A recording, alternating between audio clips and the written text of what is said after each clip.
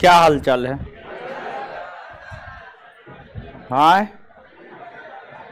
है, पीछे में क्या हुआ? पीछे में क्या दिक्कत है? कोई दिक्कत नहीं। पंखा नहीं चल रहा है क्या? अरे आगे वाले लोग बैठ जाइए, वो ये बोल रहा है। आगे वाले लोग बैठ जाएगा। हाँ बैठ जाइए। अरे हाथ हिला रहे हैं, कुछ बोलिएगा तब ना हो। और टूल ना है देखिए, वो एडजस्ट कीजिए वो सबको। ठीक है, टूल घट गया। टूल तो बहुत सारा था जी। तोड़ देते हैं आप लोग ना, दिक्कत ही ना है। तोड़ देते हैं, तोड़ते हैं डेली 3 गो 4 गो, समझे? चलिए अब शांत हो जाइए। है सही में आगे वाले को बैठा दीजिएगा, तब ने पीछे वाला भी तो थोड़ा चेहरा मेरा देखे। आगे वाले को बैठाइए ना, उस सबको कहिए ना टूल उल लेके बैठेगा कहीं पे। टूल दीजिए, नहीं तो वो सब पीछे से हल्ला करेगा, पढ़ाने नहीं देगा। कुछ दीजिए, वो सबको बैठेगा।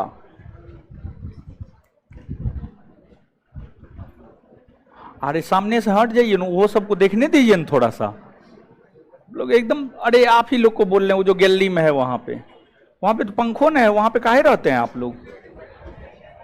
टूल ना है, एकदम नहीं है टूल। बात तरीका। यहाँ पे आके बैठिएगा, स्टेज पे आके बैठिएगा। 3 गो 4 गो तो है ही है। आइए यहाँ पे आइए।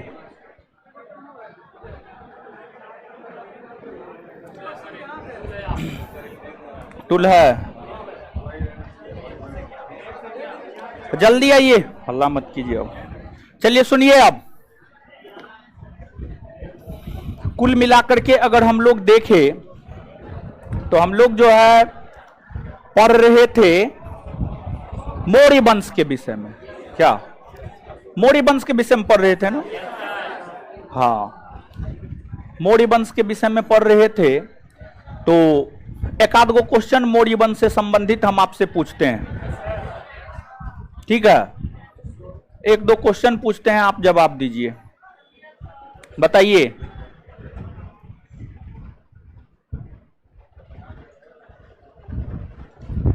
मौर्य वंश, अगर हम मौर्य वंश की बात करें तो मौर्य वंश के कौन ऐसे शासक हुए जो अशोक के भांति देवनाम प्रियदर्शी की उपाधि था? दशरथ। ठीक है, बहुत बढ़िया। अशोक का उत्तराधिकारी कौन बना है? कौन बना है? कुणाल बना है। चलिए ठीक है, बहुत बढ़िया। इसके बाद आगे बताइएगा कि किस अभिलेख में अशोक बुद्ध धम्म और संघ का अभिवादन स्वीकार करता है? भाब्रू या बैराट? भाब्रू या बैराट? भाब्रू या बैराट। चलिए ठीक है। इसके बाद आगे बताइएगा कि आपको जो बिंदुसार थे, बिंदुसार किस संप्रदाय को मानते थे? कौन संप्रदाय? आजीवक संप्रदाय को मानता था बिंदुसार। और इसके बाद चंद्रगुप्त मौर्य अपने जीवन का अंतिम समय कहां गुजारा था? अंतिम समय कहां गुजारा था? कर्नाटक के सरबनबेल गोला में। कौन ऐसे शासक हुए जो अपने बड़े भाई की हत्या कर गद्दी प्राप्त? कौन हुए? अशोक हुए। कौन हुए? अशोक। चलिए अब देखिएगा, अब हम लोग आगे कंटिन्यू होते हैं।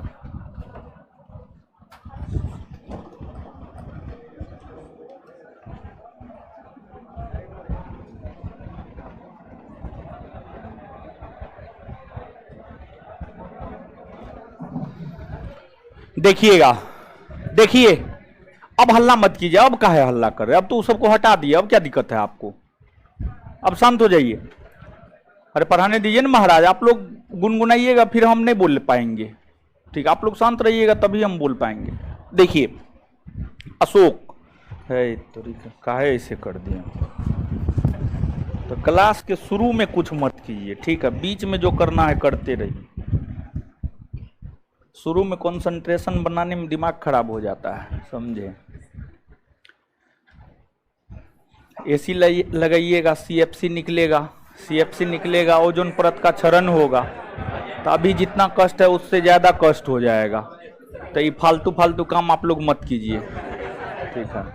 ऐसे क्लासरूम में जो है हम काम करवाने जा रहे हैं अब, ठीक है। क्लासरूम को थोड़ा सा स्टैंडर्ड बनाने जा रहे हैं, जल्दी स्टार्ट होगा, हल्ला मत कीजिए। अरे महाराज, क्लासरूम को सुबह 8 बजे से लेकर के रात में 9:30 बजे तक इतना फुर्सत नहीं रहता है कि उछेदा करके जो है उसमें एग्जॉस्टर लगा दे, समझ गए। एसी लगाने का बात कर रहे हैं। सैटरडे संडे को भी पढ़ाते हैं, इस बार जो है सोच रहे हैं कि संडे को क्लास नहीं रखे ताकि एग्जॉस्टर जो है लगा सके क्लासरूम में, समझे। हाँ, उसको ठीक करवा सके। अरे फुर्सतें नहीं मिलता है, समझे। क्लास खाली रहेगा तभी ना कुछ होगा। हल्ला मत कीजिए, है तो आप लोग बड़ी हल्ला करते हैं। आज कौन दिन है? हो बुधवार है, अच्छा ठीक है। चलिए, मौर्य, अगर हम मौर्यों की बात करें तो मौर्य साम्राज्य की स्थापना आपको चंद्रगुप्त मौर्य ने किया था। चंद्रगुप्त मौर्य ने जब मौर्य साम्राज्य की स्थापना की और चाणक्य के मदद से एक विशाल साम्राज्य को स्थापित किया, तो चंद्रगुप्त मौर्य के समय प्रांतों की संख्या 4 हुआ करती थी। चंद्रगुप्त मौर्य के समय अगर हम देखें तो चंद्रगुप्त मौर्य के समय प्रांतों की संख्या 4 हुआ करती थी, प्रांतों की संख्या 4 हुआ करती थी। और मौर्य काल, अगर हम मौर्य काल की बात करें तो मौर्य काल में प्रांत को चक्र कहा जाता था, मौर्य काल में प्रांत को चक्र कहा जाता था। और यहां के जो शासक होते थे उन्हें आर्यपुत्र, समझिएगा, आर्यपुत्र कहा जाता था, उन्हें आर्यपुत्र कहा जाता था या राजकुमार कहा जाता था। प्रांत को चक्र कहा जाता था और यहां के शासक आर्यपुत्र कहलाते थे। और भी कई सारे नामों से इन्हें जाना जाता था, लेकिन मुख्य तौर पर आर्यपुत्र कहा जाता था। चंद्रगुप्त मौर्य के समय प्रांतों की संख्या 4, लेकिन चंद्रगुप्त मौर्य के बाद बिंदुसार के शासनकाल में 4 ही प्रांत हुआ करता था। लेकिन उसके बाद जब अशोक बने तो अशोक साम्राज्यवादी थे। अशोक ने कई सारे क्षेत्रों को जीतकर मिलाया अपने साम्राज्य में। और अशोक के शासनकाल में अगर हम प्रांतों की बात करें तो अशोक के शासनकाल में प्रांतों की संख्या 5 हुआ करती थी। और जिस प्रकार से आज प्रशासनिक विभाजन है, केंद्र है, राज्य है, जिला है, प्रखंड है, पंचायत है, ग्राम है, उसी प्रकार का प्रशासनिक विभाजन जो है आपको मौर्य काल में भी देखने को मिलता था। उसी प्रकार का प्रशासनिक विभाजन मौर्य काल में भी देखने को मिलता था। और अगर हम मौर्य काल की बात करें तो मौर्य काल के अंतर्गत भी एक सुसंगठित विशाल साम्राज्य हुआ करता था, समझिए, सुसंगठित विशाल साम्राज्य हुआ करता था। फिर प्रांत हुआ करता था, फिर विषय हुआ करता था यानी जिला हुआ करता था, फिर उसके नीचे कई सारे संगठन थे। और अगर हम प्रशासन की बात करें तो प्रशासन की सबसे छोटी इकाई ग्राम हुआ करती थी, जहां के शासक गोप कहलाते थे। प्रशासन की सबसे छोटी इकाई को अगर हम देखें तो प्रशासन की सबसे छोटी इकाई ग्राम हुआ करती थी, जहां के शासक गोप कहलाते थे, जहां के शासक जो है आपको गोप कहलाते थे। किसी भी साम्राज्य यानी मौर्य साम्राज्य हो या अन्य कोई भी साम्राज्य हो, किसी भी साम्राज्य के अस्तित्व में होने के लिए जो है कुछ ना कुछ वित्त का साधन होना चाहिए। वित्त का साधन होना चाहिए मतलब आमदनी का साधन होना चाहिए। आमदनी का साधन भी अगर नहीं समझ रहे तो कमाई का साधन होना चाहिए। बिना कमाई के कोई साम्राज्य नहीं चल सकता है। बिना रुपया पैसा का जिस प्रकार से कोई परिवार नहीं चल सकता है, बिना रुपया पैसा का जिस प्रकार से कोई परिवार नहीं चल सकता है, उसी प्रकार से बिना रुपया पैसा का कोई साम्राज्य नहीं चल सकता है। अगर हम मौर्य साम्राज्य को देखें तो मौर्य साम्राज्य में आय के 3 प्रमुख साधन हुआ करते थे। मौर्य साम्राज्य में आय के 3 प्रमुख साधन हुआ करते थे, कृषि, पशुपालन, वाणिज्य। कुछ आय कृषि से होता था, कुछ आय साम्राज्य को पशुपालन से होता था, और कुछ आय साम्राज्य को जो है वाणिज्य, व्यापार, उद्योग से होता था, व्यापार, वाणिज्य और उद्योग से होता था। तो मौर्य काल में वित्त के मौर्य काल में वित्त के यानी आमदनी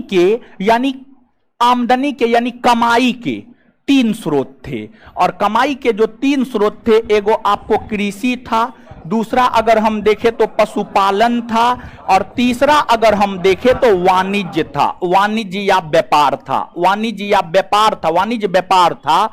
तो ये जो आय के तीन प्रमुख स्रोत थे, इन्हें सम्मिलित रूप से वार्ता कहा जाता था। इन्हें सम्मिलित रूप से क्या कहा जाता था? वार्ता। समझ गए? वार्ता कहा जाता था। वार्ता का मतलब होता है वित्त के साधन। वार्ता का मतलब क्या होता है? वित्त के साधन। वित्त का मतलब क्या होता है? रुपया पैसा। वित्त का मतलब क्या होता है? रुपया पैसा। समझ गए? रुपया पैसा। तो आमदनी के यही तीन प्रमुख साधन थे। लेकिन इन तीनों में भी अगर हम देखें तो इन तीनों में भी मौर्य साम्राज्य के अंतर्गत आमदनी का जो सबसे प्रमुख साधन था वह कृषि था। आमदनी का जो सबसे प्रमुख साधन था वह क्या था? कृषि। क्या था? कृषि। अब अगर हम कृषि की बात करें, समझिए कृषि की बात करें, तो जैसे आज अगर आप देखिएगा तो आज की भूमि का अगर आप अध्ययन करेंगे, तो आपको यह पता चलेगा कुछ भूमि ऐसे हैं जिस पर किसानों का अपना अधिकार है, और कुछ भूमि आपको ऐसे मिलेंगे जो सरकार के अधीन है। तो सरकार के अधीन जो भूमि है उसे हम लोग सरकारी भूमि कहते हैं। सरकार के अधीन जो भूमि है उसे हम लोग क्या कहते हैं? सरकारी भूमि। और जो किसान के अधीन भूमि है वो तो उनका जो है अपना भूमि है। उसी प्रकार से अगर हम मौर्य काल को देखें तो मौर्य काल में भी भूमि दो प्रकार का होता था। एक आपको सरकारी भूमि हुआ करता था जिस पर राजाओं का अधिकार होता था, जिसे सीता भूमि भी कहा जाता था। और कुछ भूमि ऐसे होते थे जहां पर कृषकों का अधिकार हुआ करता था, किसानों का अधिकार हुआ करता था। इसके अलावे अगर हम कौटिल्य के अर्थशास्त्र को पढ़े तो कौटिल्य के अर्थशास्त्र में तीन प्रकार के भूमि की चर्चा है। कौटिल्य के अर्थशास्त्र को हम पढ़े तो कौटिल्य के अर्थशास्त्र में तीन प्रकार की भूमि की चर्चा है। एक आपको कृष्ट भूमि की चर्चा है, एक आकृष्ट भूमि की चर्चा है, और एक जो है आपको स्थल की चर्चा है। समझ गए? स्थल की चर्चा है। कौटिल्य के अर्थशास्त्र के अनुसार मौर्य काल में भूमि तीन प्रकार का हुआ करता था: कृष्ट, आकृष्ट और स्थल। कृष्ट का मतलब होता है जुती हुई भूमि। कृष्ट का मतलब क्या होता है? जुती हुई भूमि। अकृष्ट का मतलब होता है बिना जुती हुई भूमि। मतलब वैसी भूमि जो जुती हुई नहीं है, मतलब वैसी भूमि जहां पर कृषक कार्य नहीं होते हैं। जहां पर कृषक कार्य होता है वहां तो भूमि जोता ही जाएगा, और जहां पर कृषक कार्य नहीं होता है वहां पर भूमि जोतने का कोई सवाल ही नहीं है। समझ गए? इसके बाद स्थल। ऊंचे भूमि को स्थल कहा जाता था। ऊंचा भूमि को क्या कहा जाता था? स्थल। ऊंचा भूमि को स्थल कहा जाता था। और अगर हम ऊंचा भूमि जिसे स्थल कहा जाता था, यहां पर मानव निवास किया करते थे। वहीं कृष्ट जो है यहां पर मानव खेती किया करते थे। और आकृष्ट की हम बात करें तो यह बंजर भूमि हुआ करता था। यह कोई काम लायक भूमि जो है आपको नहीं हुआ करता था। इन भूमि के अलावे एक आपको अदेव मात्रिक भूमि होता था। अगर हम अदेव मात्रिक भूमि की बात करें तो अदेव मात्रिक भूमि उस भूमि को कहा जाता था जहां पर बिना वर्षा का, समझ गए? बिना वर्षा का, बिना जल का, बिना सिंचाई का खेती हो जाता था। उसी को अदेव मात्रिक भूमि कहा जाता था। अदेव मात्रिक भूमि जो है उसी को कहा जाता था। समझ गए? इसके अलावे अब देखिएगा, एक तो भूमि ऐसा था जिस पर कृषकों का अधिकार था, किसानों का अधिकार था, और एक भूमि ऐसा था जहां पर किसानों का अधिकार नहीं था, जो सरकारी भूमि था। उसे हम लोग सरकारी भूमि या सीता भूमि कहते थे। और सरकारी भूमि के जो अध्यक्ष होते थे उसे सीताध्यक्ष कहा जाता था। सरकारी भूमि के अध्यक्ष को क्या कहा जाता था? सीताध्यक्ष। सरकारी भूमि या राजकीय भूमि के जो अध्यक्ष होते थे उन्हें हम लोग सीताध्यक्ष कहा जाता था, कहते थे। वहीं आपको ये तो भूमि के विषय में हो गया।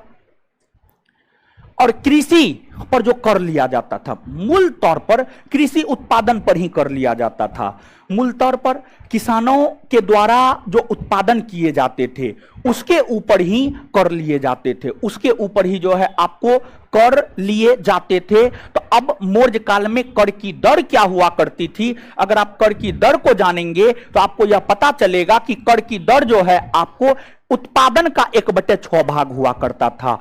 किसानों को जितना फसल का उत्पादन होता था उसका 1/6 भाग, किसानों को जितना फसल का उत्पादन होता था उस उत्पादन का जो है 1/6 भाग जो है आपको कर के तौर पर लिया जाता था। 1/6 भाग कर के तौर पर लिया जाता था। और कई प्रकार के कर की चर्चा देखने को मिलती है। अगर आप मौर्य काल को पढ़ेंगे तो मौर्य काल में आपको जो है एक सीता कर मिलेगा, सीता कर मिलेगा। इसके बाद जो है आपको भाग कर मिलेगा, समझिए भाग कर मिलेगा। फिर आपको प्रणय कर मिलेगा, प्रणय कर मिलेगा। और इसके बाद जो है आपको प्रवेश्य कर मिलेगा, प्रवेश्य कर मिलेगा। फिर निष्क्राम्य कर मिलेगा, निष्क्राम्य कर मिलेगा। ये तमाम प्रकार के कर का प्रचलन जो है आपको मौर्य काल में हुआ करता था। तो आयात निर्यात आप समझते हैं?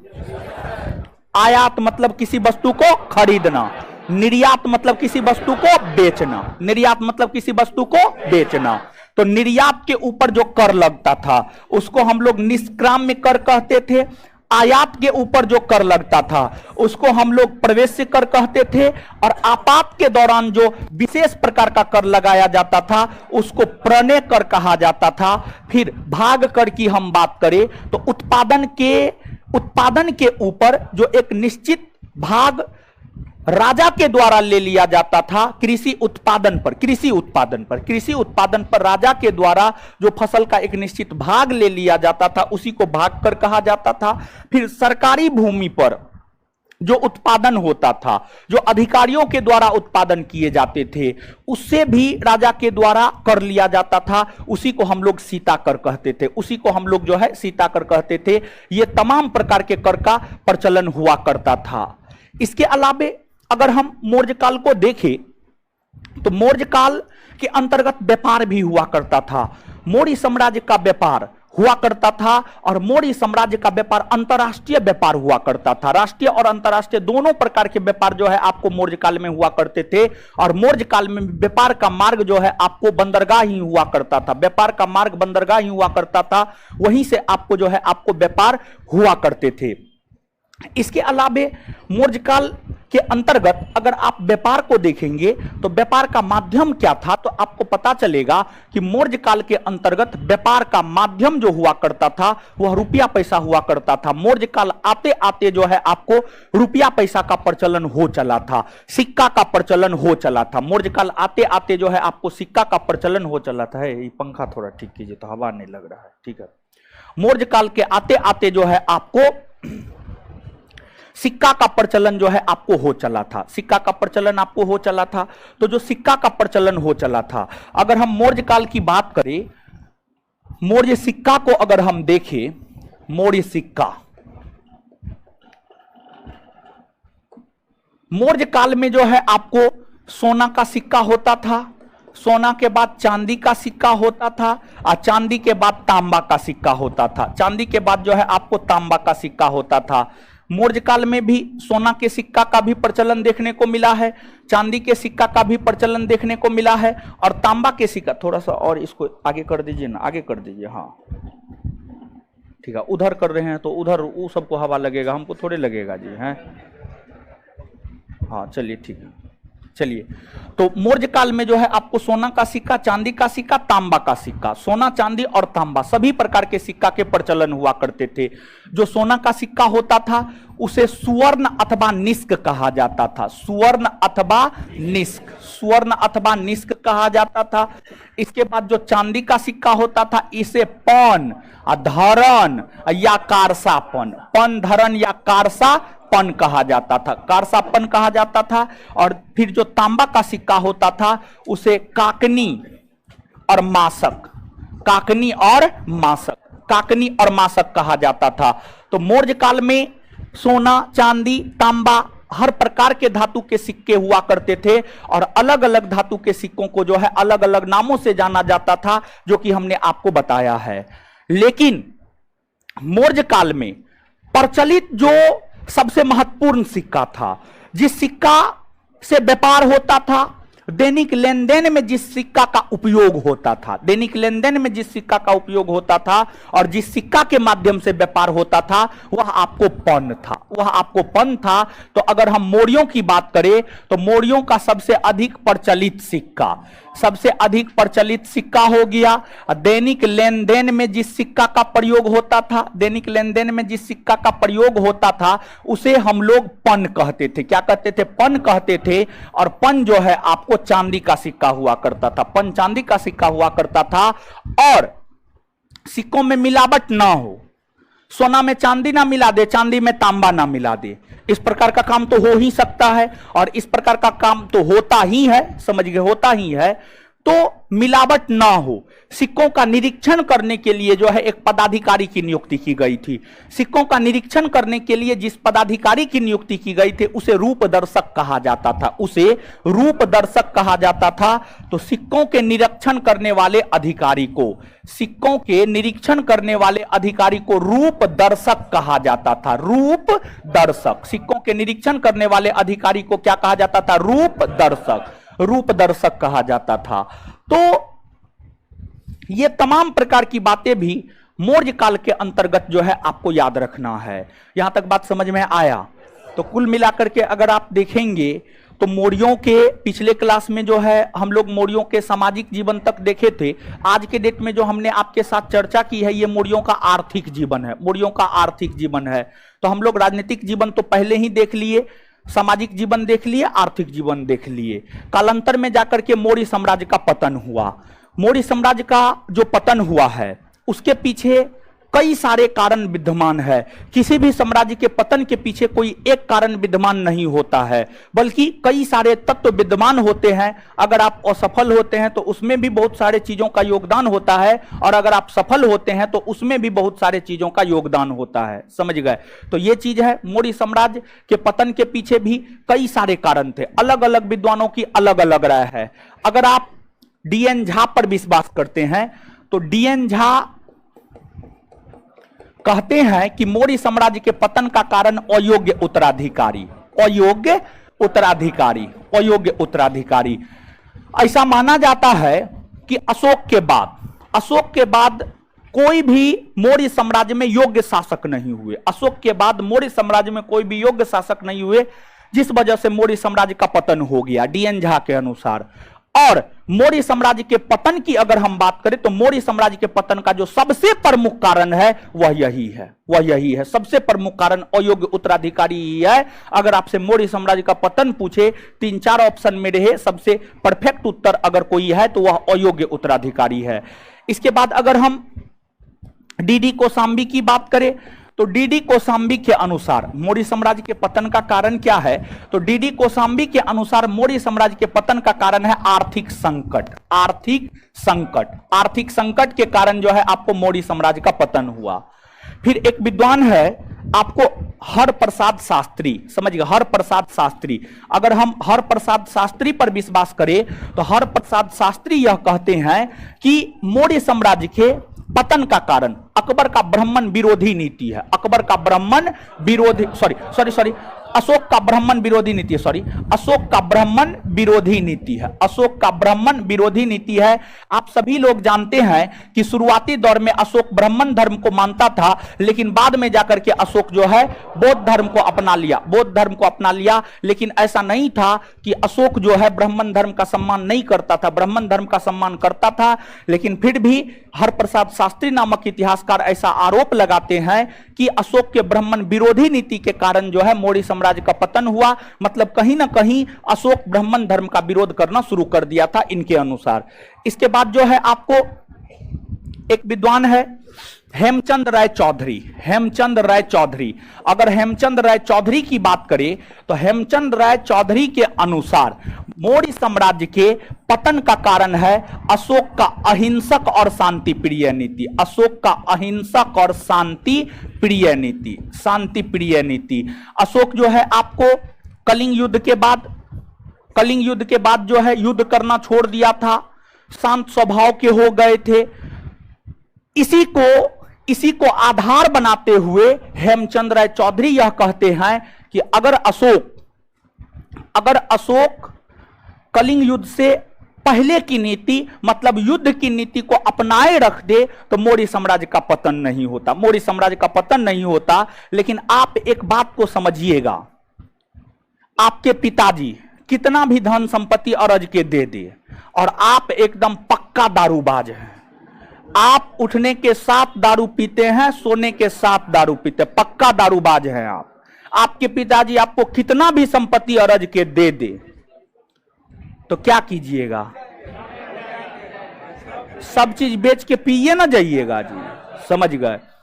तो अगर हम अशोक कितना भी कुछ कर देता लेकिन उसके बाद का लोग जो है अयोग्य पैदा हुआ, भोग विलासी प्रवृत्ति का पैदा हुआ, तो आप खुद समझिए कि कुछ भी अशोक करके चला जाता तो क्या साम्राज्य टिक पाता? साम्राज्य नहीं टिक पाता, समझिए, साम्राज्य नहीं टिक पाता, ये चीज है। तो मौर्य साम्राज्य के पतन में सबसे बड़ा योगदान अगर किसी चीज का है तो वह है अयोग्य उत्तराधिकारी, अयोग्य उत्तराधिकारी। ऐसे अलग अलग विद्वान की अलग अलग राय है, उस मतलब नहीं है, लेकिन सबसे प्रमुख कारण क्या है? आपको अयोग्य उत्तराधिकारी। ये सब बात आप याद रखेंगे। अब इसके अलावे जो है मौर्य साम्राज्य के अंतर्गत परिशिष्ट में कुछ चीज आपको लिखा होगा। परिशिष्ट में वैसी बातें लिखी हुई है नोट के भीतर जो किसी न किसी परीक्षा का पूछा हुआ है, किसी न किसी परीक्षा का पूछा हुआ है। आप जब उसको पढ़ेंगे उसमें कुछ चीज ऐसा है उसमें जो कि हम आपको बताए हुए हैं और कुछ चीज ऐसा है जो हम आपको नहीं बताए हुए हैं। जो बताए हुए हैं ठीक है, जो नहीं बताए हुए हैं उसको जो है आपको याद अभी हम करवा देंगे, ठीक है? बात क्लियर है? तो अब आइए एक बार बोर्ड पे आइए, याद कीजिए, फिर आगे बढ़ेंगे। आइए बोर्ड पे आइए पहले।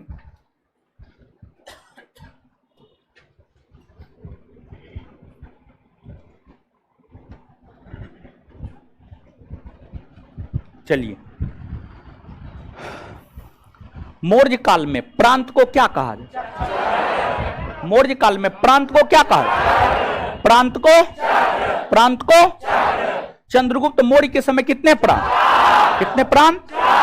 अशोक के समय मौर्य साम्राज्य के प्रशासन की सबसे छोटी इकाई ग्राम के शासक क्या कहलाते? ग्राम के शासक। अच्छा, वित्त के कितने प्रमुख साधन? कौन कौन? कृषि, पशुपालन और वित्त के जो ये तीन प्रमुख साधन थे, इसको सम्मिलित रूप से क्या कहते हैं? मौर्य काल में मुख्य तौर पर भूमि कितने प्रकार है? एक सरकारी भूमि था और दूसरा कृषि योग्य भूमि था, ठीक है? सरकारी भूमि को कौन भूमि कहा जाए? सीता भूमि। सरकारी भूमि को क्या कहा जाए? सीता भूमि। सरकारी भूमि को क्या कहा जाए? सीता भूमि। और सीता भूमि के अध्यक्ष को क्या कहा जाए? सीता भूमि के अध्यक्ष को क्या कहा जाता था? सीताध्यक्ष कहा जाता था। इसके बाद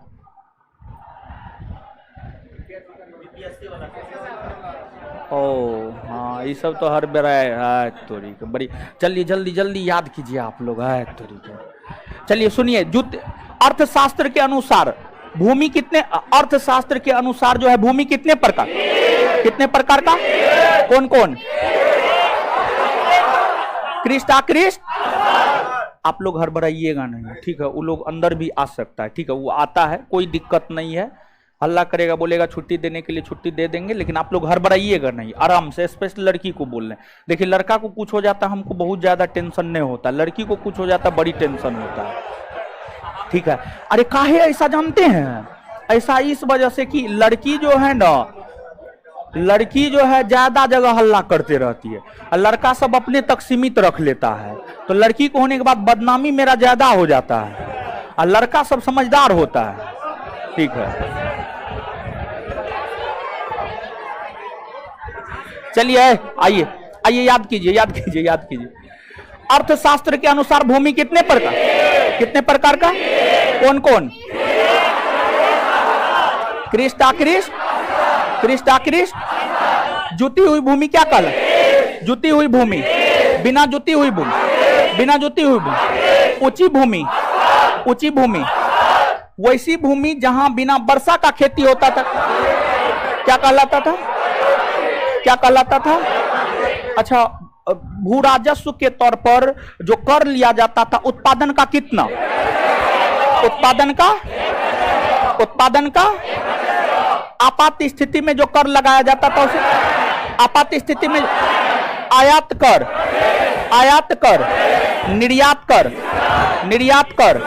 निर्यात कर।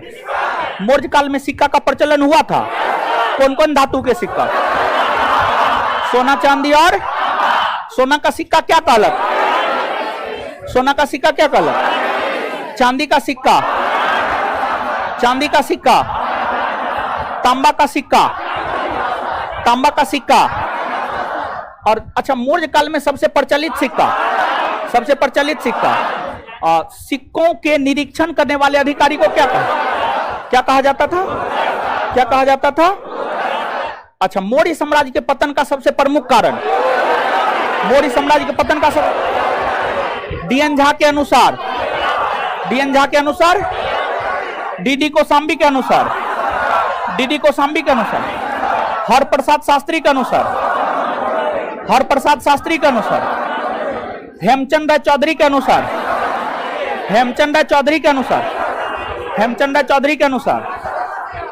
लेकिन सबसे प्रमुख कारण पूछेगा क्या था? अयोग्य। इतना बात क्लियर है? याद हो गया ना? आगे बढ़े ना? चलिए अब देखिएगा, मौर्य साम्राज्य के पतन के बाद भारत में दो प्रकार के शासन स्थापित हुए। मौर्य साम्राज्य के पतन के बाद जो है भारत में दो प्रकार के शासन स्थापित हुए। मौर्य साम्राज्य के पतन के बाद भारत में दो प्रकार के शासन स्थापित हुए। और आप याद कीजिए, इतिहास में हम दो शब्द निश्चित तौर पे आपको बताए होंगे। एक उत्तर शब्द आता है और एक प्राक शब्द आता है। तो देखिए, ध्यान दीजिएगा, अगर नहीं बताए तो आप सुनिए, ऐसे हम बताए होंगे। एक उत्तर शब्द आता है और एक आपको प्राक शब्द आता है। प्राक का मतलब होता है पहले। प्राक का मतलब क्या होता है? पहले। उत्तर का मतलब होता है बाद। उत्तर का मतलब क्या होता है? बाद। तो देखिए, मौर्य साम्राज्य के बाद हम लोगों को मौर्योत्तर काल के विषय में पढ़ना होता है। किस विषय में पढ़ना होता है? मौर्योत्तर काल। किस विषय में? मौर्योत्तर काल। मौर्योत्तर काल का मतलब क्या हुआ? मौर्यों के बाद। मौर्योत्तर काल का मतलब क्या हुआ? मौर्यों के बाद। तो अब हम लोग मौर्योत्तर काल को देखेंगे। किसको देखेंगे? किसको देखेंगे? मौर्योत्तर काल को देखेंगे। अब अगर हम मौर्योत्तर काल की बात करें तो मौर्योत्तर काल में जो है शासन दो प्रकार से होता था। शासन कितने प्रकार से? मौर्योत्तर काल में शासन कितने प्रकार से? दो प्रकार से। एक आपको देसी शासन था। एक आपको क्या था? देसी शासन। एक देसी शासन था और दूसरा आपको विदेशी शासन था। दूसरा क्या था? आपको विदेशी शासन था। ये दोनों शासन मौर्य काल के बाद जो है समानांतर रूप से चलता था। समझ गए? मौर्य काल के बाद, मौर्यों के पतन होने के बाद देसी और विदेशी दोनों शासन समानांतर रूप से चलता था। देसी शासन के अंतर्गत जो है हमें शुंग, कण्व, सातवाहन, मौर्यों के बाद शुंग के बाद कण्व के बाद सातवाहन। ये सब राजवंश के अंतर्गत जो शासक हुए वे भारत के मूल शासक थे। वे भारत के देसी शासक थे। वे भारत के मूल शासक थे या वे भारत के देसी शासक थे। वहीं आपको जो है, अगर हम विदेशी शासन की बात करें तो मौर्योत्तर काल में जो है विदेशी आक्रमण हुआ। मौर्योत्तर काल में आक्रमण होना शुरू हुआ। देखिए, मौर्य साम्राज्य की स्थापना के ठीक पहले भारत पर आक्रमण हुआ है और मौर्यों के शासन के ठीक बाद आक्रमण हुआ है। मौर्य साम्राज्य से ठीक पहले, देखिए इस चीज को गौर कीजिएगा, आपसे पूछा जाता है मौर्य साम्राज्य से ठीक पहले किसका आक्रमण हुआ और मौर्यों के ठीक बाद किसका आक्रमण हुआ? तो मौर्य साम्राज्य से ठीक पहले मौर्यों की स्थापना, मौर्य साम्राज्य की स्थापना 322 ईस्वी पूर्व में और सिकंदर का आक्रमण 326 ईस्वी पूर्व में। मतलब मौर्यों से ठीक पहले भारत के ऊपर किसका आक्रमण? सिकंदर। किसका आक्रमण? सिकंदर। और मौर्यों के ठीक बाद मौर्योत्तर काल में जो है हिंद यवन, शक, पहलव, कुषाण। सबसे पहले हिंद यवन आक्रमण, फिर शक, फिर पहलव, फिर कुषाण। तो ठीक बाद, मौर्यों के ठीक बाद हिंद यवन आक्रमण हुआ। कौन आक्रमण हुआ? हिंद यवन। गौर कीजिएगा, यहां पे गौर कीजिएगा, चीजों को समझिएगा। एक प्रश्न आपसे पूछा जाता है कि मौर्यों से ठीक पहले, और एक बात यहां पे जान लीजिए, विदेशी शासन की हम बात करें तो विदेशी शासन के अंतर्गत जो है आपको हिंद यवन शासकों ने शासन किया। हिंद यवन के बाद शक, शक के बाद पहलव या पार्थियन और कुषाण। पहलव या पार्थियन और कुषाण, समझिए कुषाण। तो ये सब आक्रमण हुआ था। ये सब लोग भारत के मूल लोग नहीं थे।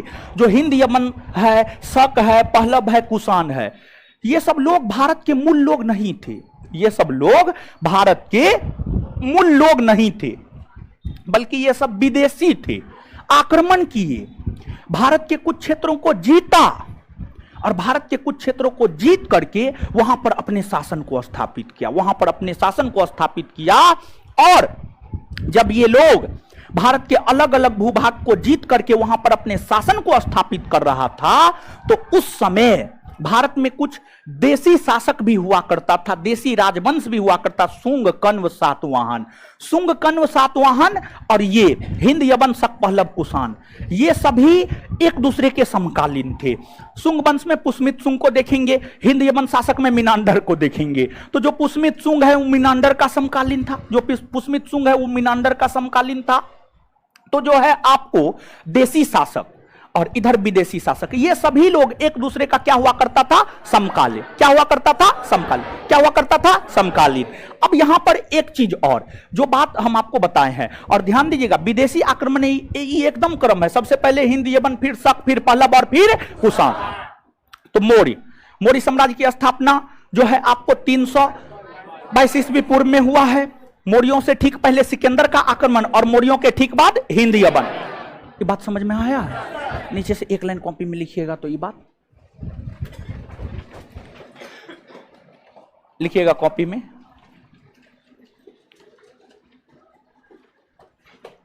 मौर्यों के ठीक पहले, मौर्य वंश के ठीक पहले, कॉपी में लिखिएगा, मौर्य वंश के ठीक पहले, मौर्य वंश के ठीक पहले, मौर्य वंश के ठीक पहले, मौर्य वंश के ठीक पहले, मौर्य वंश के ठीक पहले, मौर्य वंश के ठीक पहले सिकंदर का आक्रमण भारत पर हुआ है। सिकंदर का आक्रमण भारत पे हुआ है, हुआ है, हुआ है। तो वहीं तो वहीं तो वहीं अच्छा दे देते हैं, दे देते हैं, ठीक है, ठीक है, दे देते हैं, एकदम दे देते हैं, ठीक, भेज दे रहे हैं। बस एक लाइन लिखा करके भेज दे रहे हैं, लिख लीजिए। जो लाइन लिख रहे तो उसको पूरा कीजिए। छुट्टी कर दे रहे हैं, कर दे रहे हैं, बोल तो रहे हैं कर दे रहे हैं। अरे आप लोग से बाहर थोड़े हैं वो, छुट्टी कर दे रहे हैं, लेकिन सूचना नहीं दिए थे हो कोई। बताइए, सूचना कुछ भी नहीं था। दे देते, बस एक लाइन लिखा करके, जो लाइन पूरा करवा, जो लाइन लिखा रहे हैं पूरा करवा के दे देते हैं।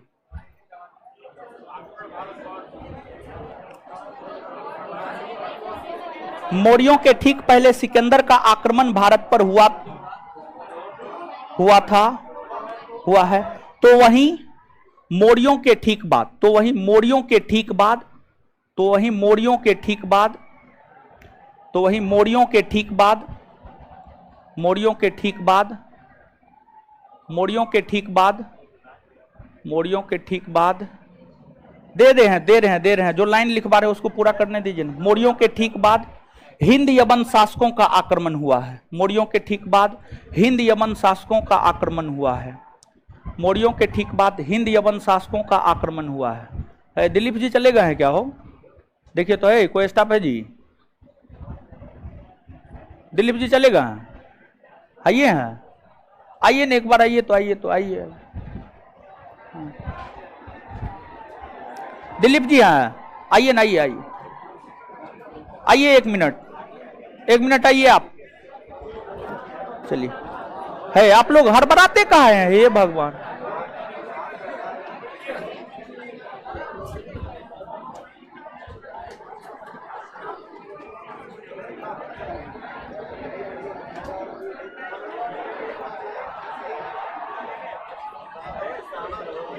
आप लोग शांत रहिए ना, आप लोग कहाँ है हड़बड़ाते।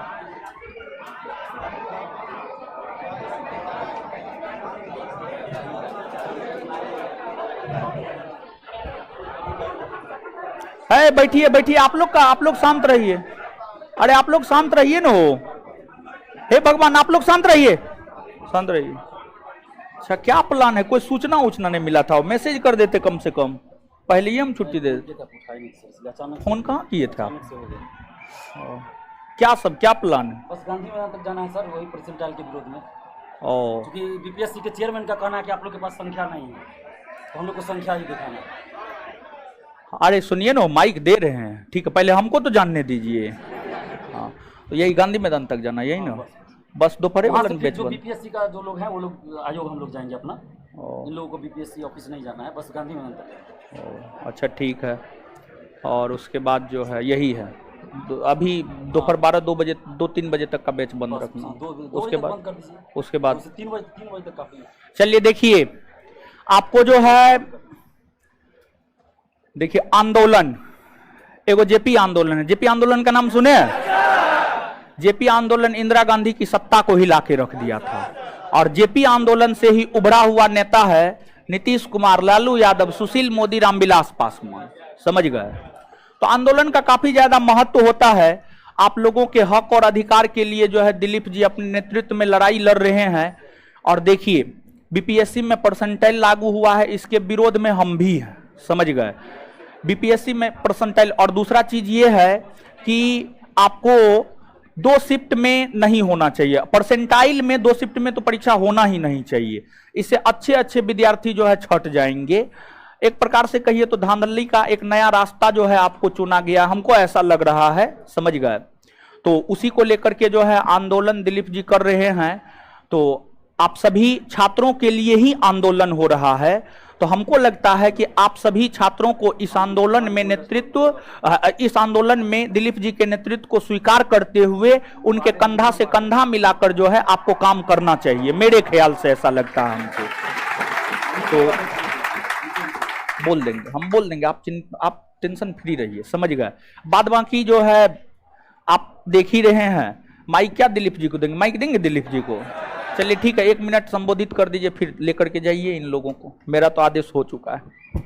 देखिए ज़्यादा तो टाइम नहीं देंगे, इसलिए कि बाहर बहुत लोग खड़े हैं, लड़कियां भी जिसमें है, तो आप लोग लड़कियों को भी जाना चाहिए। गांधी मैदान तक आपको पैदल चलना है, कोई बड़ी बात नहीं है गांधी मैदान तक पैदल जाना, और पुलिस लाठीचार्ज ये सब कुछ नहीं होगा, ठीक है? जो भी होता है वो जेपी गोलंबर के पास होता है, आपको ही पता, उससे पहले ही आप लोग निकल जाइएगा। इतना तक हमको बोले, वहां तक जाने ही नहीं देंगे आप लोग को, ठीक है? हम लोग वहां से बस से जाएंगे बीपीएससी ऑफिस, बस आप लोग को यहाँ से हथुआ मार्केट तक तो चल सकते हैं ना, क्या दिक्कत है? चलिए, आप लाठीचार्ज से डरते हैं ना, लाठीचार्ज नहीं होगा, इसके लिए हम गारंटी लेते हैं। जेपी गोलंबर जहां पुलिस बैरिकेडिंग करती है मौर्या होटल के पास, वहां पे लाठीचार्ज होता है, उससे पहले कहीं लाठीचार्ज नहीं होता है। और लाठीचार्ज नहीं होगा, वो इसलिए नहीं होगा क्योंकि हम लोग बीपीएससी ऑफिस जाना है हम लोग को, तो वहां से हम लोग बीपीएससी ऑफिस बस से, ऑटो से, जिनको जाना होगा जाएंगे। आप लोग वहां तक रहिएगा, वहां से चल आइएगा घर, सिर्फ संख्या दिखाना है। और ये परसेंटाइल एक बार लागू हो गया तो हर एग्जाम में लागू रहेगा और आपको नुकसान होगा, इसलिए आप लोग शांतिपूर्वक चलिएगा, हु हल्ला नहीं कीजिएगा। हम आगे निकलते हैं, आप लोग पीछे पीछे चलिए, ठीक है? धन्यवाद। ठीक है,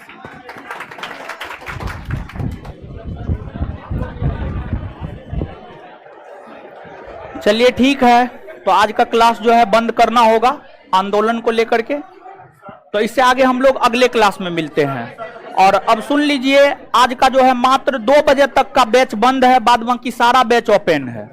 2 बजे तक का बैच बंद है, उसके बाद सारा बैच ओपन है, ठीक है?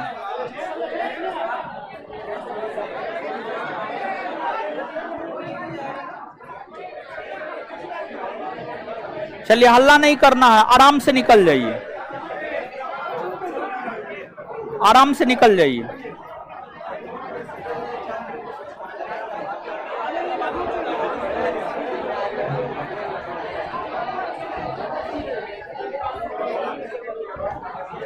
है लड़का लोग सब आंदोलन में जाएगा, साथ जाएगा।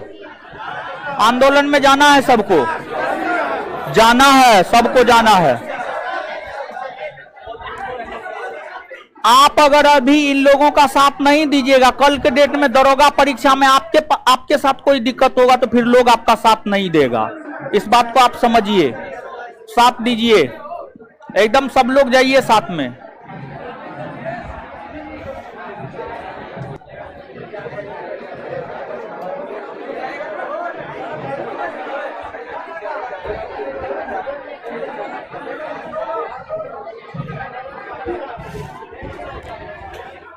टेलीग्राम पे कुछ सूचना दे देंगे। मौर्य साम्राज्य पढ़ा दिए हैं, क्वेश्चन बना लीजिएगा आप लोग।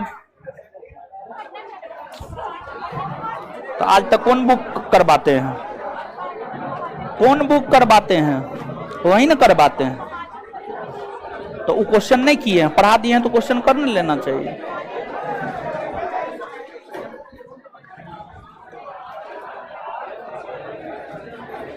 चलिए ठीक है, ऑनलाइन वाले भी टाटा बाय बाय।